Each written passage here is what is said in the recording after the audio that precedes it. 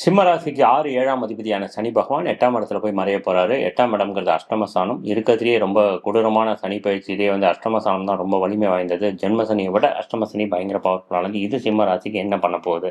சிம்ம ராசிக்கு 6ஆம் அதிபதி 8ல மறையறதுனால திடீர் அதிர்ஷ்டங்கள் உண்டு. வாழ்க்கையில் திடீர் மாற்றங்கள், திடீர் பெரிய கிஃப்ட் எல்லாம் வரதுக்கான வாய்ப்பு உண்டு. அட் தி சேம் டைம் 7ஆம் அதிபதி போய் 8ல மறையறதுனால கணவன் மனைவிக்குள்ள பிரச்சனை வரும். கண்டிப்பாக வந்து நண்பர்களோட பிரச்சனை வரும், பார்ட்னரோட பிரச்சனை வரும். சிம்ம ராசிக்கு 8ல் இருக்கக்கூடிய சனி பகவான் தனது 3ஆம் பார்வையாக 10ஆம் இடத்தை பார்க்குறார். 10ஆம் இடம்ங்கிறது தொழில் ஸ்தானம். ஸோ தொழில் ஸ்தானத்தை வேலை பார்க்குற இடத்துல சிம்மராசிக்கு வந்து அவமானங்கள் ஏற்படலாம். மேலதிகாரிகளோட ப்ரெஷர் பயங்கரமாக இருக்கலாம். தனக்கு கீழே வேலை பார்க்குற ஒருத்தரை தூக்கி தனக்கு மேலே போட்டு சிம்மராசிக்காரர்களை வந்து கண்ட்ரோல் பண்ண வைக்கலாம். இதனால் சிம்மக்கார ராசிக்காரர்கள் டென்ஷன் ஆகிறதுனால வேலையை தூக்கி எரிஞ்சிட்டு வெளில வரதுக்கான வாய்ப்புகள் உண்டு.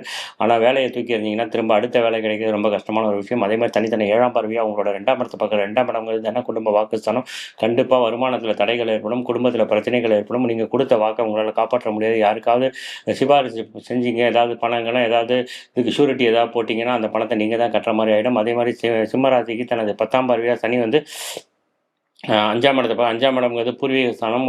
பூர்வீக சொத்து சம்மந்தப்பட்டது, மனசு சம்மந்தப்பட்டது, காதல் சம்மந்தப்பட்டது, குழந்தை சம்மந்தப்பட்டது, குலதெய்வம் சம்மந்தப்பட்டது, இதெல்லாம் சேர்ந்த விஷயங்கள்.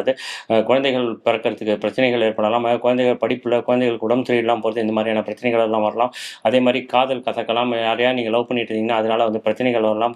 லவ் ஃபெயிலியர் ஆகலாம். அதே மாதிரி சொத்துக்கள், பரம்பரை சொத்துக்கள், ஏதாவது அந்த பூர்வீக சொத்துக்கள் இருந்தால் அதில் பிரச்சனை வரலாம். குலதெய்வம் கோயிலுக்கு போகிறது வந்து பிரச்சனையாக மாறலாம். அதே சிம்ம ராசி அப்படிங்கிறது வந்து ஆளும் அரசாங்கத்தை குறிக்கக்கூடிய கிரகமாக சொல்லுவோம், அரசாங்க கிரகமாக சொல்லுவோம். அதே மாதிரி அரசாங்கத்தில் இருக்கக்கூடிய பெரிய ஆளுமைகள், அரசியல்வாதிகள் கொஞ்சம் கேர்ஃபுல்லாக இருக்கணுங்க. இந்த அஷ்டம சனியப்போ உடல் உபாதைகள் நிறைய ஏற்படலாம். இரவு நேரத்தில் வண்டியில் போகும்போது ரொம்ப பாதுகாப்பாக போகணும். அதே மாதிரி பங்குனி, வைகாசி, புரட்டாசி, மார்கழி மாதத்தில் பிறந்த சிம்ம ராசி அரசியல்வாதிகள், சிம்ம ராசின்னு ரொம்ப கேர்ஃபுல்லாக இருக்கணும்.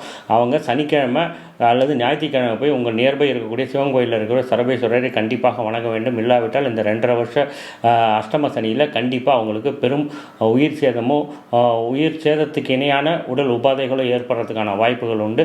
மேலும் சிம்மராசியை பற்றி தெரிந்து கொள்ள கீழே இருக்க லிங்கை கிளிக் செய்யவும். நன்றி, வணக்கம்.